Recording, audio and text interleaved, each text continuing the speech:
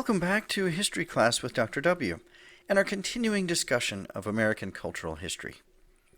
In the previous lecture, we talked about the growing divide between Victorian or upper class high culture and the low culture of the masses in the decades following the Civil War. And in this lecture, we're going to begin focusing more in particular on that low culture, and in particular in this discussion on the marketing of sex in the years after the Civil War. Recognizing that audiences were drawn in some cases to less refined activities than those that we discussed in the previous lecture, going to museums and libraries, there's a growing tendency for marketers to appeal to men, particularly by introducing material of a sexual nature. This is a slowly evolving process, beginning in parts before the Civil War and gradually becoming more prominent later in the century. One example of the beginnings of this movement was an actress named Ada Isaacs Menken. In 1861, Menken performed in a play called Mazeppa.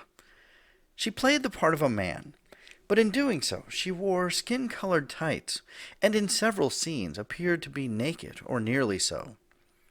In the most sensational scene, she was tied to the back of a horse on her back and ridden across the stage. In this scene, she was supposed to be depicting the man being tortured by being exposed to the elements and tied to the horse. But audiences saw only what appeared to be a nude woman bouncing on a horse's back. It created quite a stir. Menken was the highest-paid actress in the country during the Civil War era, and her celebrated performance inspired several popular songs, one called the Mazeppa Gallop, another called the Mazeppa Waltz. Menken's act was more than just a diversion during the harsh war years. She also subverted traditional Victorian roles. Away from the theater, she smoked, wore lipstick, and was married and divorced at least 4 times.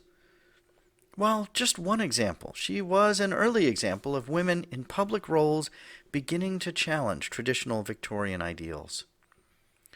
Menken was also an early celebrity, a national figure that large numbers of Americans came to know. She died in 1868 at age 33 of a mysterious illness.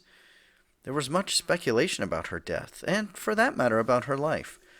In this way, she's kind of an early Marilyn Monroe type figure. By the 1860s and 70s, much of the middle class, particularly women, were straining against those Victorian restraints. In 1866, one of the first bona fide Broadway musicals hit the stage, called The Black Crook.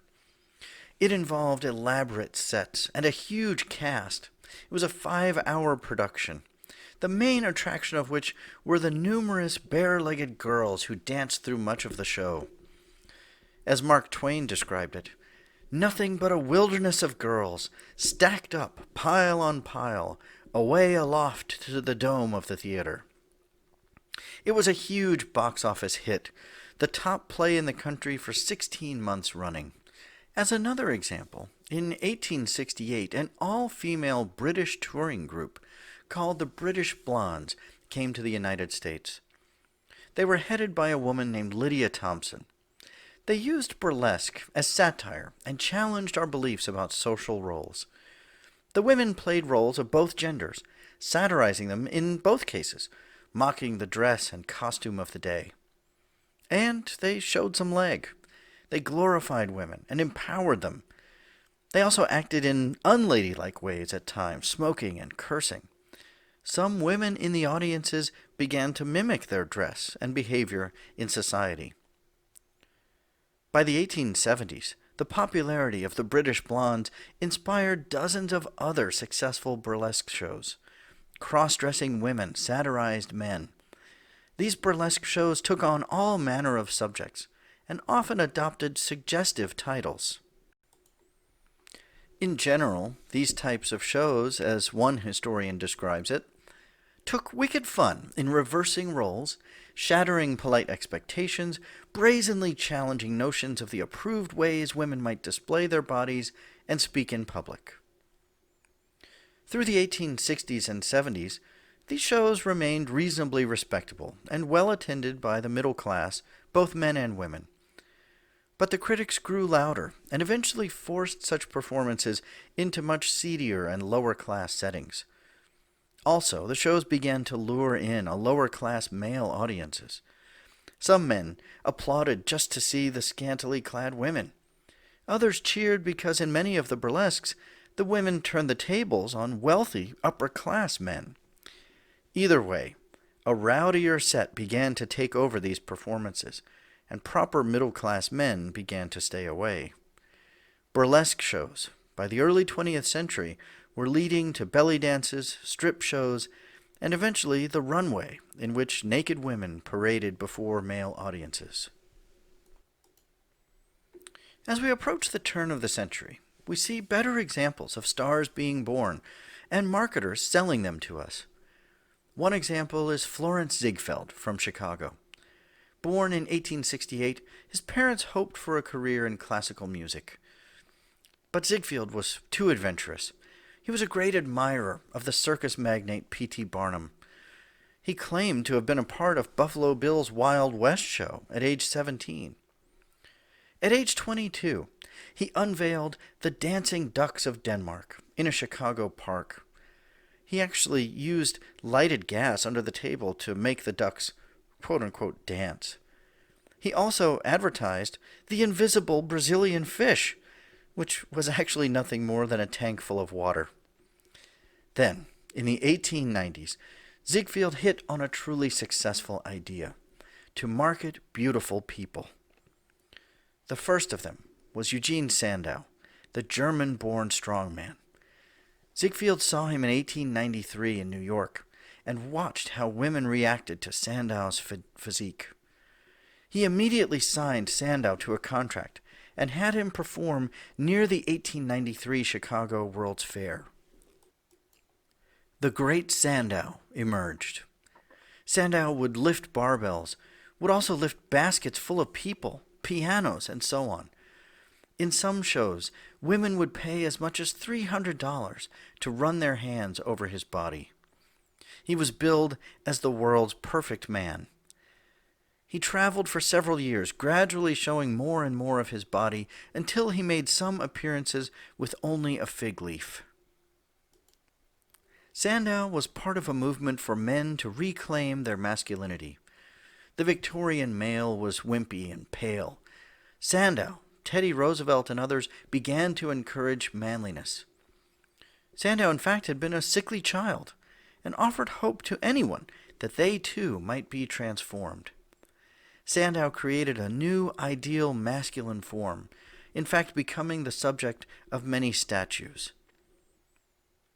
We will again return to discuss this crisis of masculinity a few other times throughout other lectures. By the mid-1890s, Ziegfeld turned to exhibitions of beautiful women. The most famous of them was Anna Held. In 1896, Ziegfeld spotted her performing in Paris, much like in the Moulin Rouge venue. He signed her and then began a marketing blitz. By the time she arrived in the States, she was a star. He started the rumor that she bathed in fresh milk, then arranged for 400 gallons of milk to arrive in view of the reporters. He then sued the milkman that the milk was not fresh enough for Miss Held. At the turn of the century, Anna Held was the most famous person in America. Her ethnic mix, a blend of Eastern European countries, created more discussion. As one historian has described it, Held offered the fashionable and the filthy, high fashion and sauciness.